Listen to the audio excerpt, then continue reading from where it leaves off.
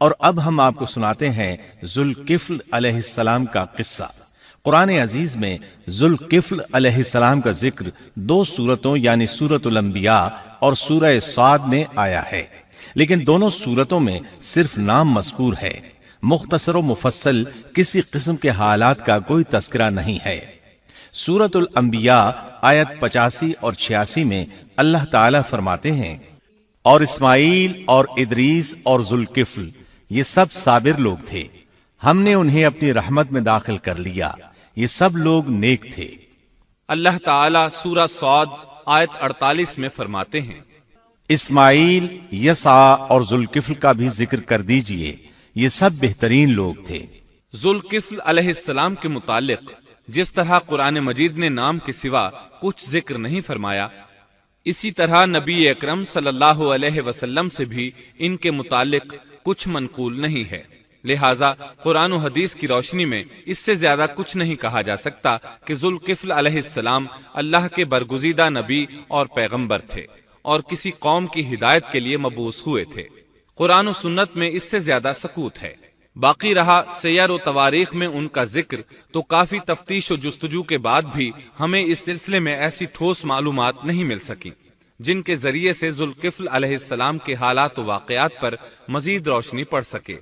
چنانچہ تورات بھی خاموش ہے اور اسلامی تاریخ بھی۔ البتہ ابن جریر رحمت اللہ علیہ نے مشہور مفسر تابعی مجاہد رحمت اللہ علیہ سے ان کے متعلق ایک قصہ نقل کیا ہے۔ اسی طرح امام ابن ابی حاتم نے اسی قصے کے قریب کچھ آثار عبداللہ بن عباس اور ابو موسیٰ اشعری رضی اللہ عنہم سے نقل فرمائے ہیں۔ یہ طویل روایات ہیں۔ ان میں ہے کہ ابن عباس اور ابو موسیٰ اشعری رضی اللہ عنہم فرماتے ہیں کہ ذوالکفل نبی نہیں تھے، بلکہ وہ ایک نیک اور صالح آدمی تھے۔ لیکن ایک تو یہ روایات سند کے اعتبار سے ضعیف ہیں، دوسرا یہ کہ ابن عباس اور ابو موسیٰ رضی اللہ عنہم جیسے جلیل القدر صحابہ اور مجاہد رحمت اللہ علیہ جیسے عظیم تابعی سے یہ ناممکن ہے کہ وہ ذوالکفل علیہ السلام کے متعلق یہ فرمائیں کہ وہ نبی نہیں بلکہ ایک نیک مرد تھے۔ شاہ عبد القادر رحمت اللہ علیہ کا موقف ہے کہ ذوالکفل ایوب علیہ السلام کے بیٹے تھے اور انہوں نے اللہ کی خاطر کسی آدمی کی ضمانت دی تھی جس کی پاداش میں ان کو کئی برس قید کی تکالیف برداشت کرنا پڑی۔ چنانچہ شاہ صاحب اپنی تفسیر موضح القرآن میں لکھتے ہیں کہ ذوالکفل ایوب علیہ السلام کے بیٹے تھے،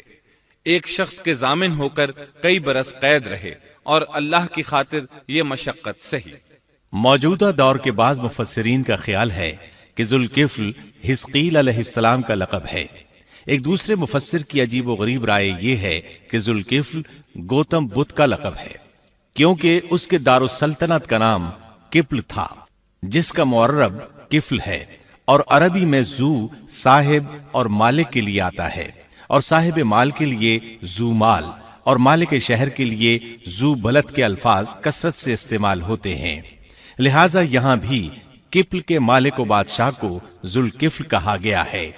اس مفسر نے یہ بھی دعویٰ کیا ہے کہ گوتم بدھ کی اصل تعلیم توحید اور حقیقی اسلام ہی کی تعلیم تھی، مگر اس کی موجودہ صورت دوسرے ادیان کی طرح محرف اور مسخ شدہ ہے۔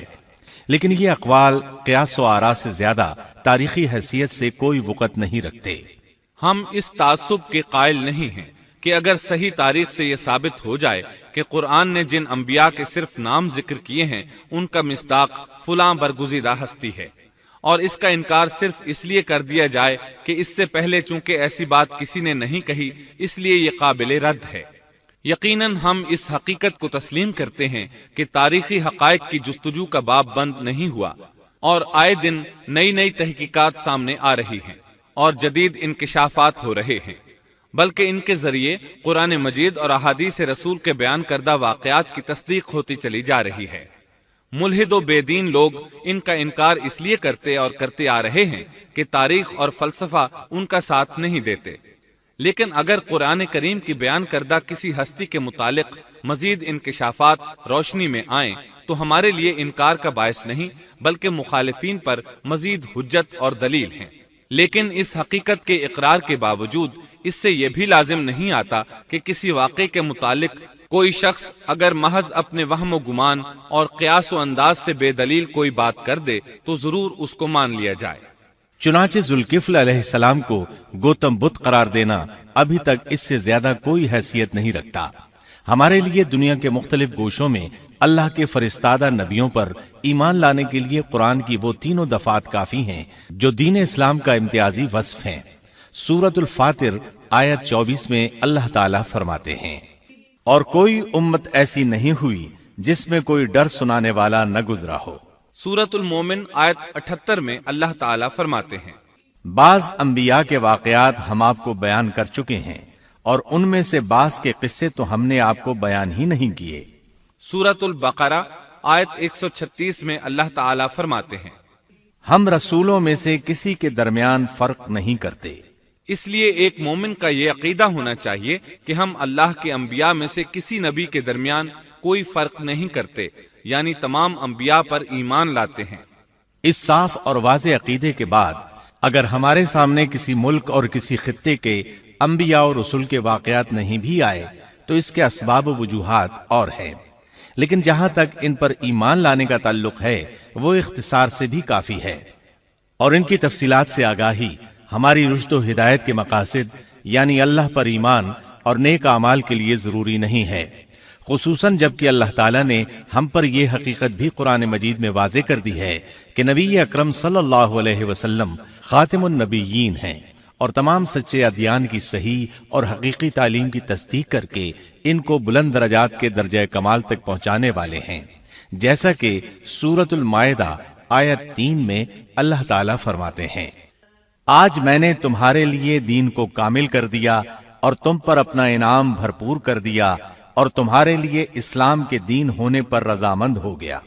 خلاصہ کلام یہ کہ ہمیں یہ تسلیم ہے کہ ہندوستان میں بھی اللہ کے سچے نبی اور پیغمبر مبعوث ہوئے، بلکہ سیرت نگاروں کی روایات کے مطابق ابو البشر آدم علیہ السلام اسی ہندوستان کے کسی گوشے میں اتارے گئے، لیکن جب تک قرآن و حدیث کی صراحت یا تاریخ کے صحیح دلائل و براہین سے یہ ثابت نہ ہو جائے کہ ذوالکفل گوتم بدھ کا لقب ہے، محض قیاس و آراء کی بنا پر ہم اس کو تسلیم نہیں کرتے، کیونکہ جس طرح کسی نبی کو نہ ماننا کفر کی راہ ہے، اسی طرح کسی غیر نبی کو نبی تسلیم کرنا بھی باطل ہے۔